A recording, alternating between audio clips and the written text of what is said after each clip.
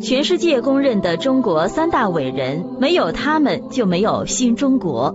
毛泽东、周恩来和朱德被世界各国公认为是中国政坛的三巨头，他们为新中国奋斗了一生，而如今却没有多少中国人记得他们。在10月1之前，如果你看到这个视频，一定要为他们转发出去。70年前，毛主席天安门的城头上宣布，中华人民共和国中央人民政府成立了，让全国沸腾，举国欢庆。他是一辈子没有房产，两袖清风，鞠躬尽瘁。为新中国，他牺牲了6位亲人，走的时候却没给家人留下1分钱的开国领袖。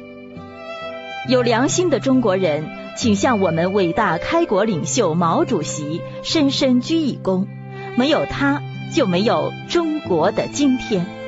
70年前，开国大典的时候，中国飞机太少，周总理就安排第一组飞机绕一圈后，再回来接着后面一组，显得壮观一些。70年后，再也不需要飞2遍了，我们要多少有多少。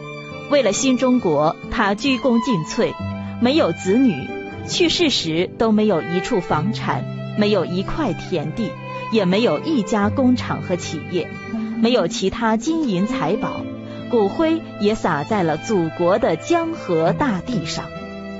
这就是我们最敬佩的人，不管多忙，都转发起来吧。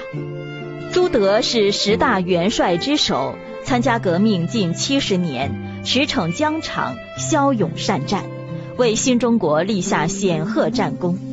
1955年，中国人民解放军实行军衔制，整整21年间都从未领过元帅的工资。直到去世后，把他历年积存的2万元银行存款交给党组织，作为他最后一次向党交的党费。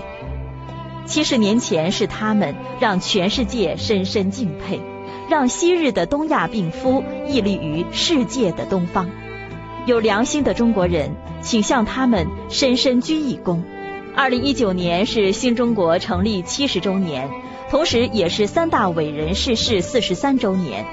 如果他们也是您最敬佩的人，不管多忙，请转发起来吧，一定要转到我们所加入的每一个群里去，让我们把祖国今天的富强献给他们。